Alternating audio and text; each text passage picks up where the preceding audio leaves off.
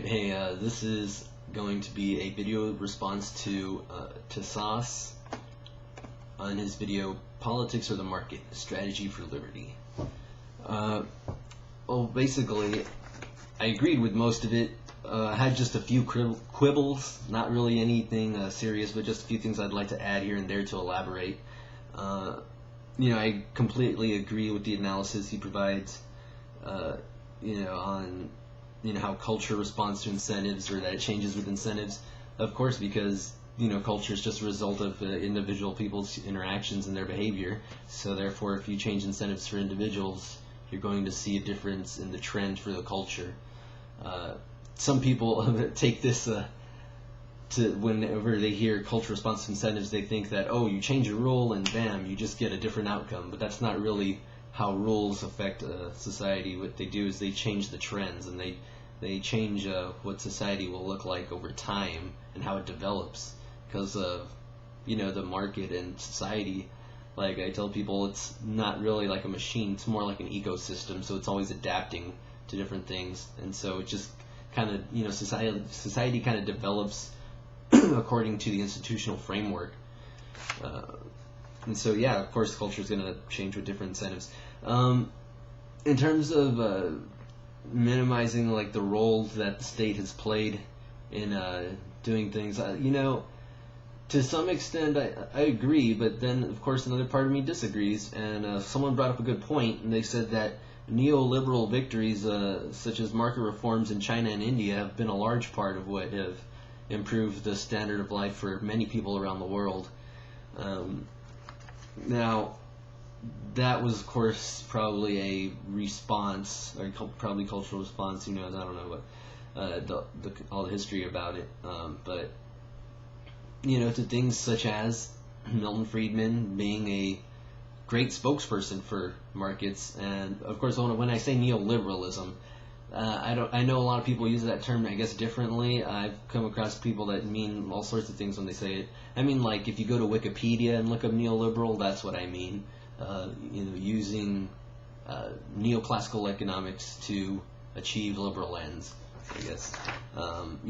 Things like liberalizing trade and stuff like that. Almost all economists agree that free trade is good. Of course, we haven't had free trade. In certain cases, we have free trade agreements which deal with a lot more than just trade. But sometimes, they might make certain things, parts of trade freer than others. And it's definitely better than having embargoes, that's for sure, not trading with someone at all. But when it comes to actual bills, I don't know all the details. And even there, I remember Milton Friedman in an interview with Charlie Rose, was saying how they asked for his support of CAFTA, and he said he couldn't support it because every page he read had exceptions to free trade. Which, that was just really funny, though. On a side note, that's something I guess I get into when I talk to certain people who are against free trade, and they'll bring up like free trade agreements, and I'll say, well, that's not free trade. Well, anyways, as far as the strategies, yeah, like I was saying, I think Milton Friedman did have a large influence on different policy and stuff like that, because he was, in a sense, an opinion leader, amongst many, but still an opinion leader. Of course, the weakness to this is that not all of us are Milton Friedman, and the same goes for, I guess, people who want to go into economics and stuff.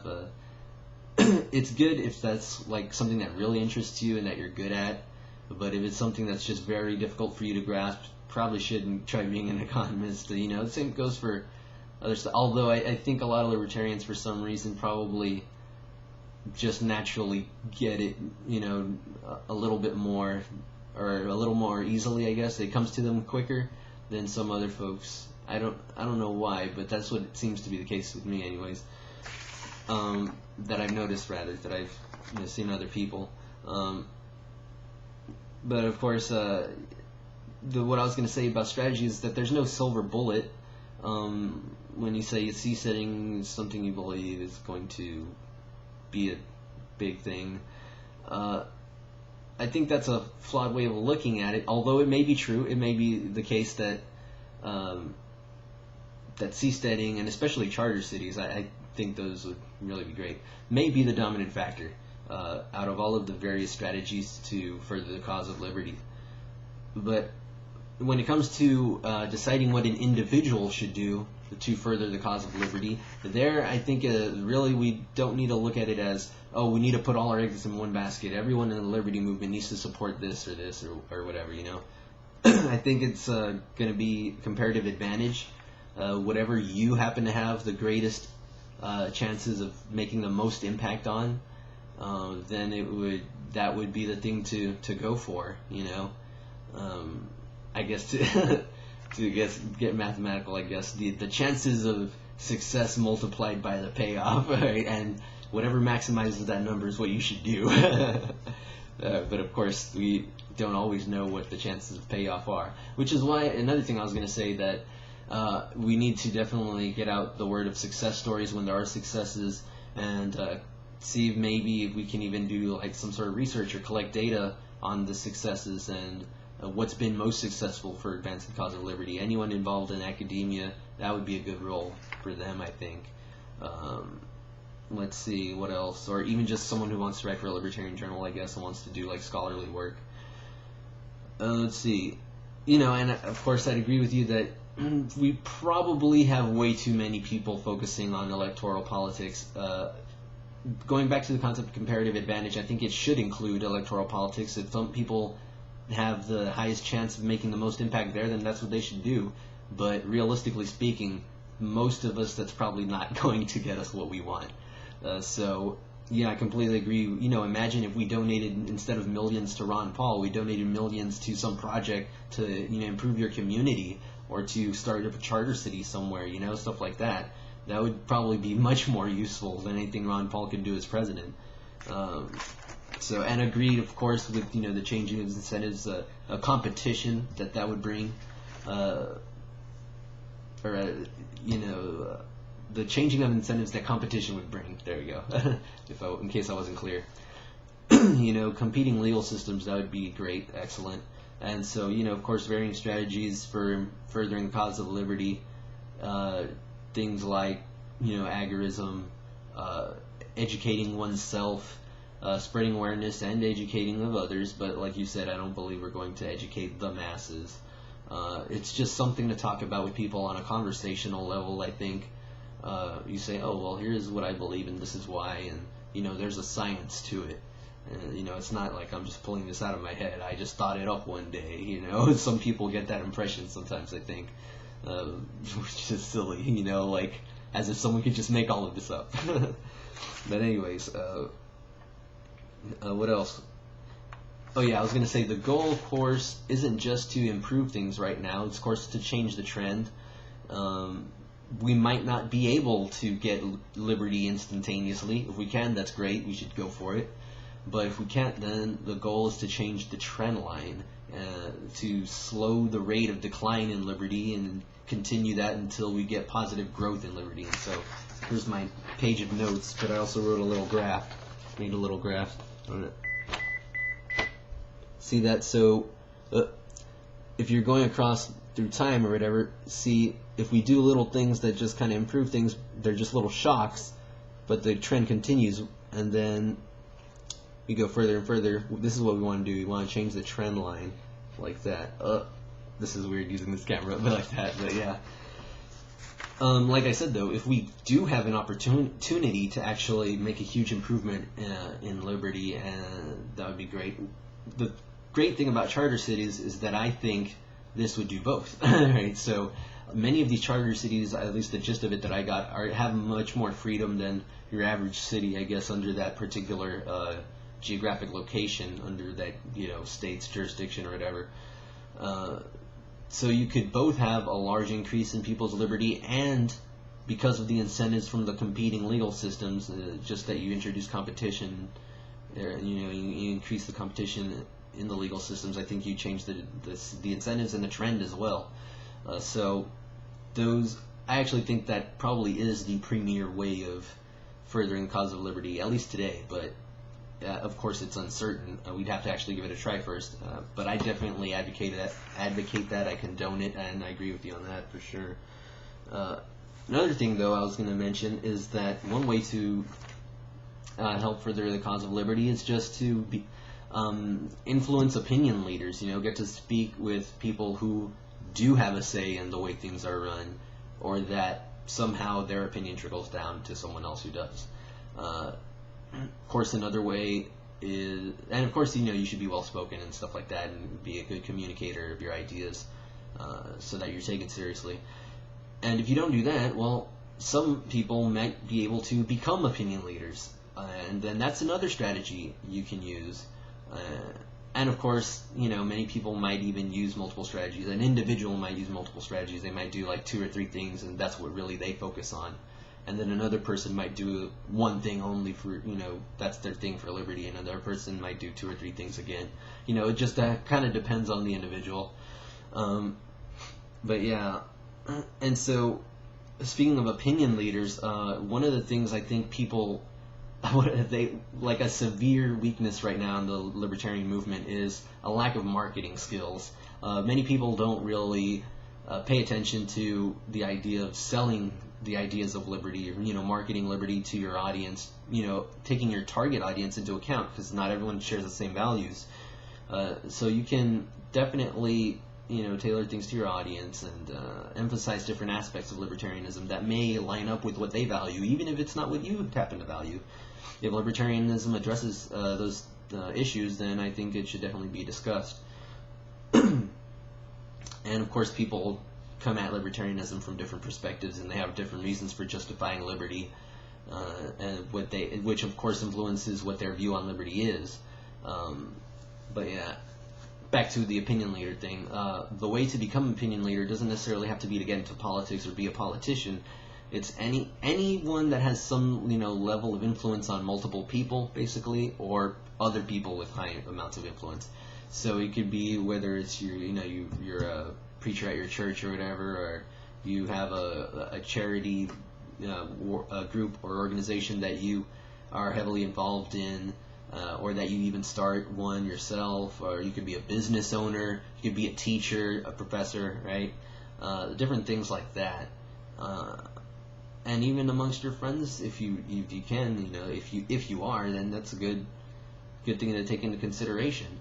And let's see what else. Oh yeah, when Tassos mentions that we shouldn't work on converting people, yeah, I agree. We shouldn't be working on converting everyone. That's not gonna happen.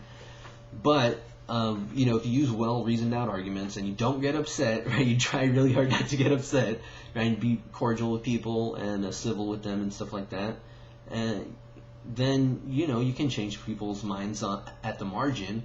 Converting people is not the only way to change someone. If we make everyone who is not a libertarian slightly more libertarian, then the aggregate effect might be such that we get a significant amount more liberty, or at least a decrease in the rate of decline, which is still valuable.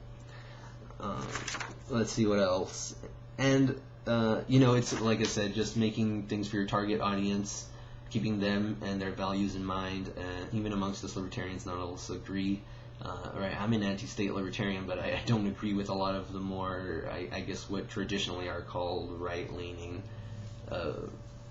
votes. I don't know. That depends, though. It's a mixed bag. Some people I feel really.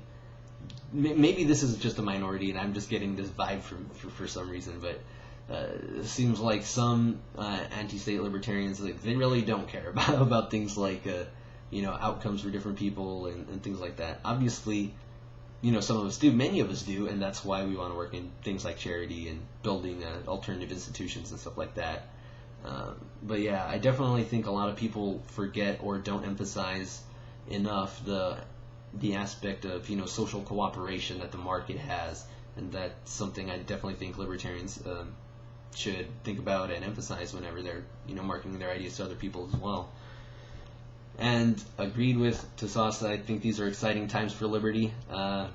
With the charter cities and stuff, I think when I was hearing about that on econtalk.org with Russ Roberts and Russ Roberts and the person he was interviewing, I forgot the person who was interviewing, but they were talking about charter cities, and it just seemed really exciting, and it's really great, the way I tell people, it's just that, or not the way I tell people, I like the way that this other economist had, described it in the video. You can watch it on YouTube by Hernando de Soto, or rather, that's the guy who's in the vid, the economist who's talking about, people in other nations and stuff having to work outside the legal system, which he calls the extra legal sector, because they have their own rules and stuff like that. And of course, market anarchists and things like that, acknowledge that society would have rules. I mean, that's the point. It's just that you don't need the state to do it. But that's another reason why I don't use the word anarchist a whole lot anymore these days in describing my views. Just it gives off the wrong impression.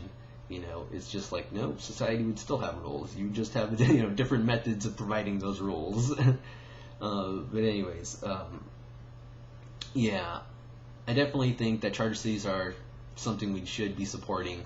And I also think that academia is another part, because like I said, the opinion leaders and stuff like that, if you happen to be good at that stuff and you're in college and you want to get your PhD or whatever and write for journals and stuff and do scholarly work, if that's what you're good at and you feel you can have the most influence on liberty that way and you like it and you enjoy it and it interests you, then yeah, do that, and it will further the cause of liberty.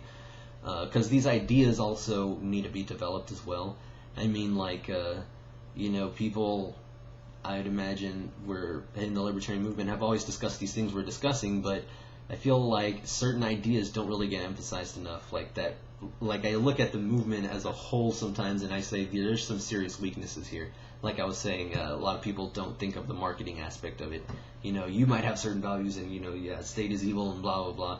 But then if you say that to everyone, you're just not going to gain a very big audience.